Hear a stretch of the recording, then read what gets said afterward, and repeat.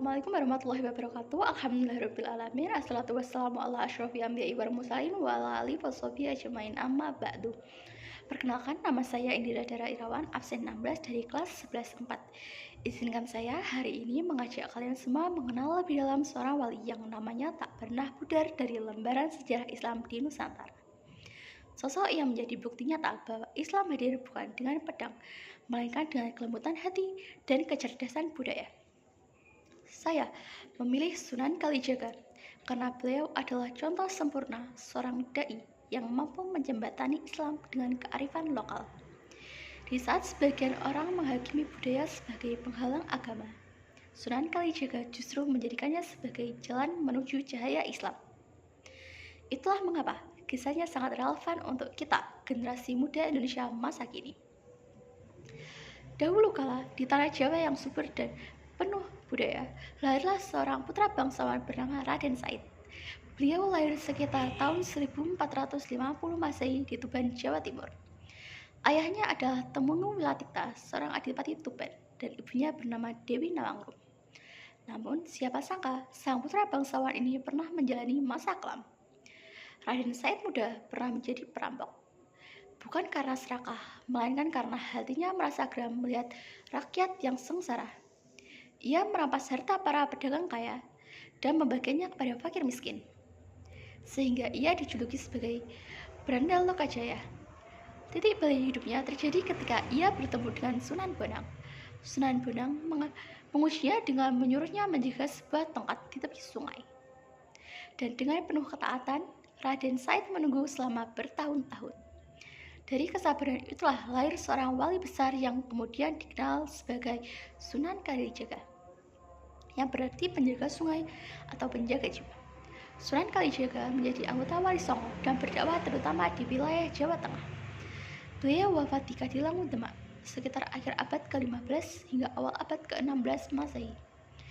Keistimewaan Sunan Kalijaga terletak pada cara beliau berdakwah. Jika wali lain mengandalkan pesantren dan pengajian, Sunan Kalijaga memilih panggung budaya sebagai mimbar dakwahnya.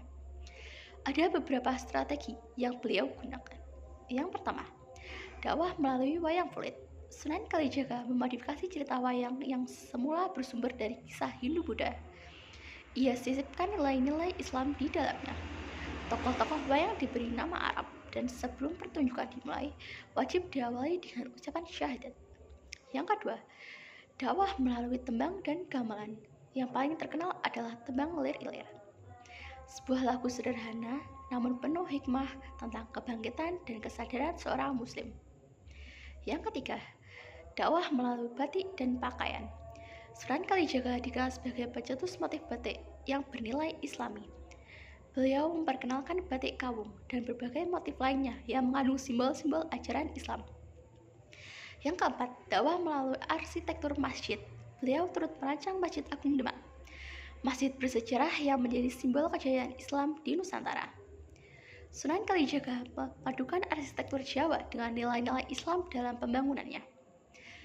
Itulah Sunan Kalijaga yang mengajarkan bahwa Islam dan budaya lokal bisa berjalan beriringan.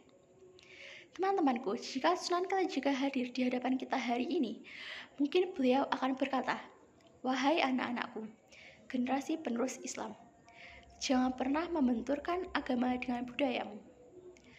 Jadilah muslim yang mencintai akar budayanya. Islam tidak datang untuk menghancurkan. Islam datang untuk menyempurnakan.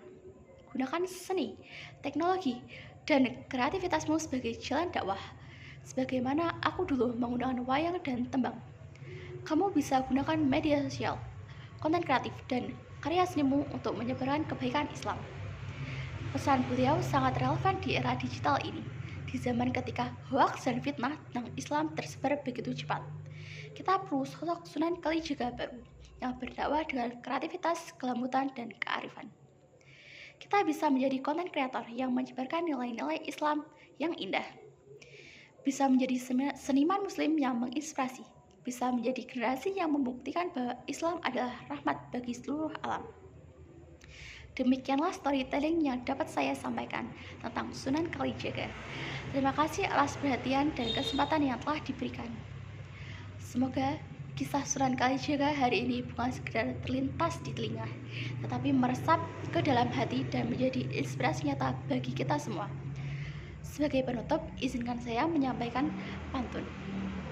Pohon mangga tumbuh di tepi kali, buahnya lebat harum semerbak wangi. Sunan Kalijaga berdakwah penuh seni, mari kita teladani hingga hari nanti. Wassalamualaikum warahmatullahi wabarakatuh.